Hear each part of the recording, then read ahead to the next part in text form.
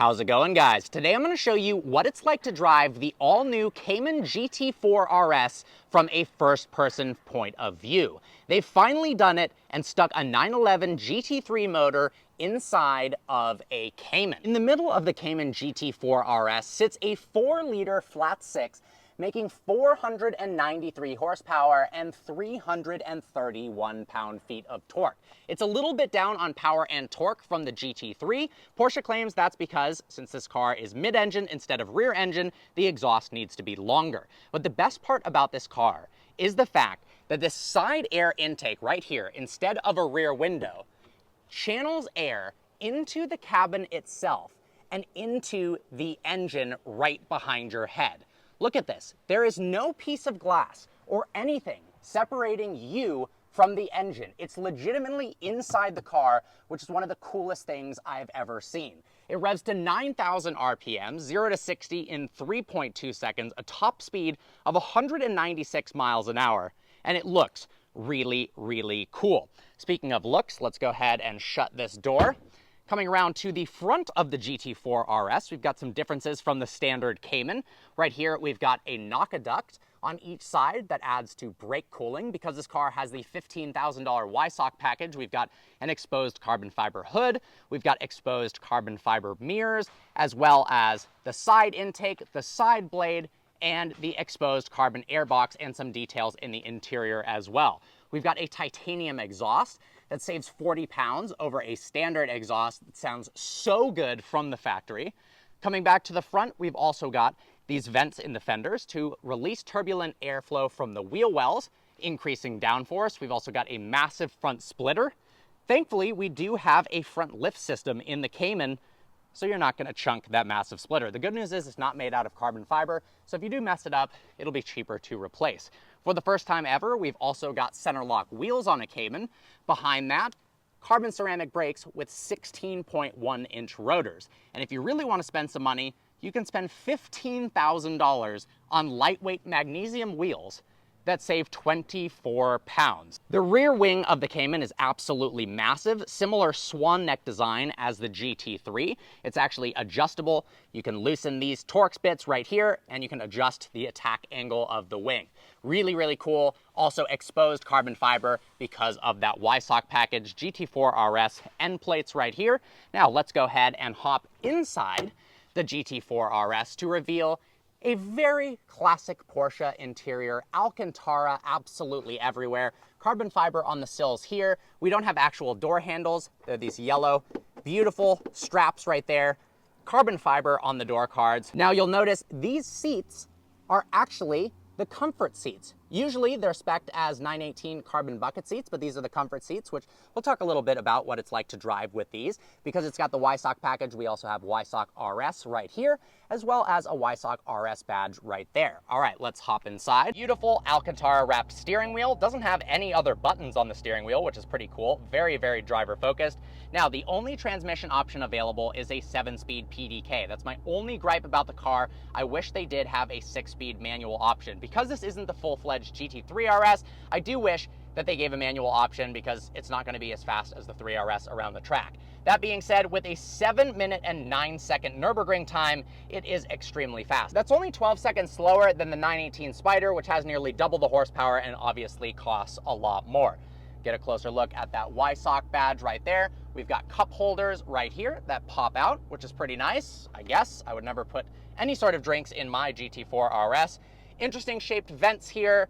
Got a decent infotainment screen, nothing to write home about. All of the climate controls right here. Now down here, we've got different traction control settings for stability control and traction control. This for turning the suspension in hard mode or soft mode. PDK Sport to sharpen up those shifts. Then check this out.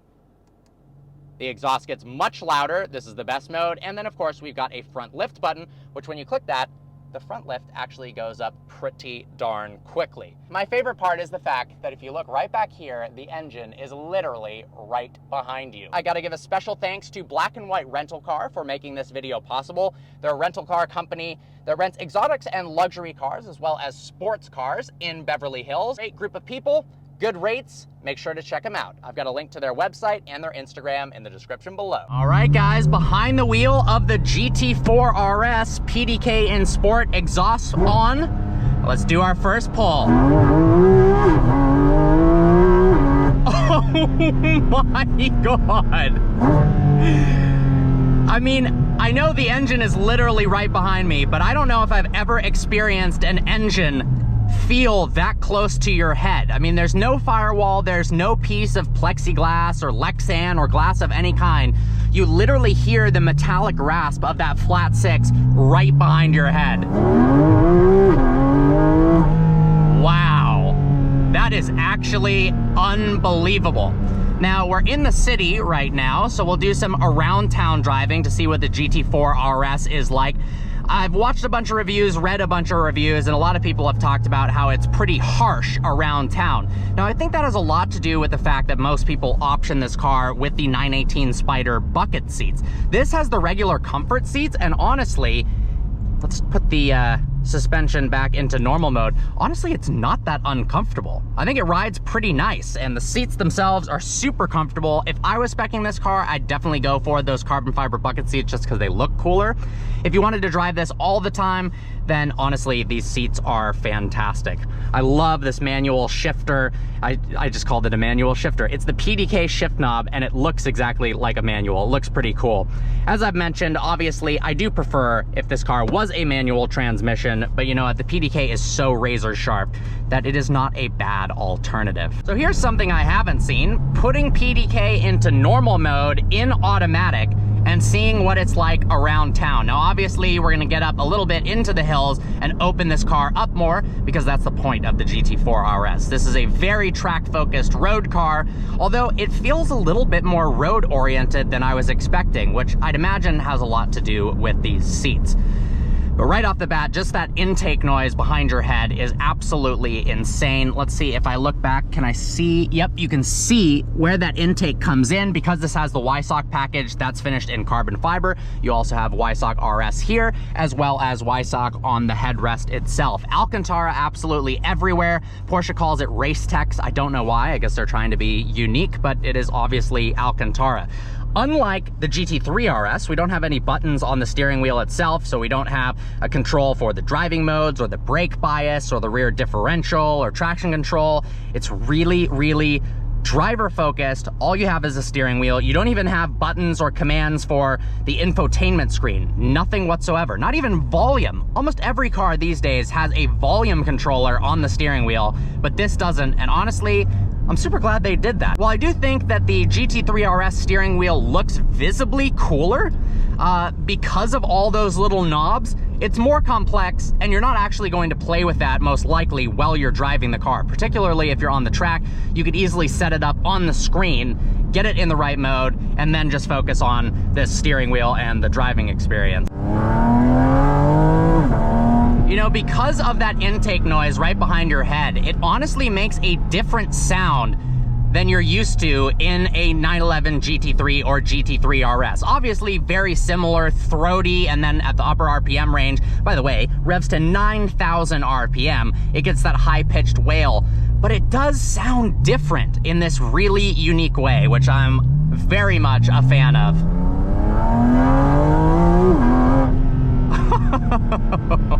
This thing is absolutely nuts.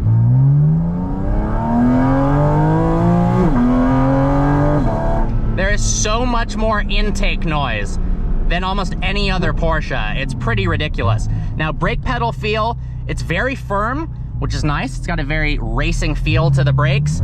The steering is honestly a bit lighter than I was expecting, but it's still got a good amount of feedback in it. Honestly, I think this car is a lot less harsh than people are anticipating, knowing that it's an RS car, and I do think that you could spend a decent amount of seat time in this and not have any problems whatsoever.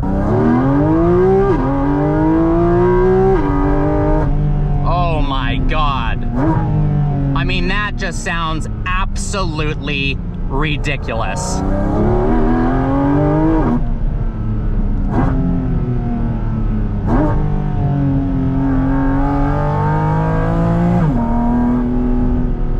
Now, obviously the plan was to do a much more in-depth review and drive of this car. I had a whole route planned out.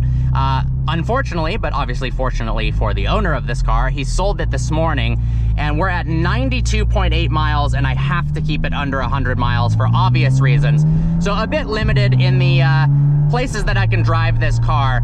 Hopefully, I'll get access to a GT4RS in the near future, and we can do a more in-depth review. But obviously, I didn't know actually until I showed up that this was the case. Obviously wanted to still experience this car, as I hadn't been behind the wheel of one yet.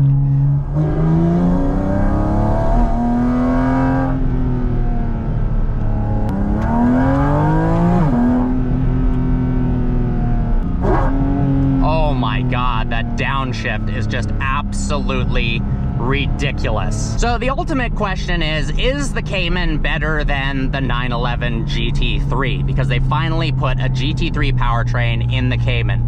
I'm gonna reserve that judgment to a later date when I actually get to drive this car in a more appropriate environment, and then also drive the newest gen GT3RS. But I will say this car is very, very impressive.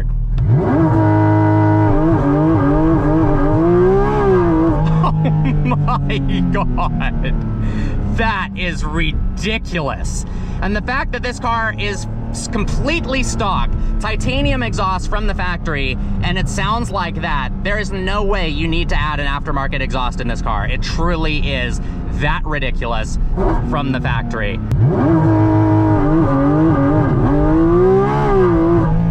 Wow.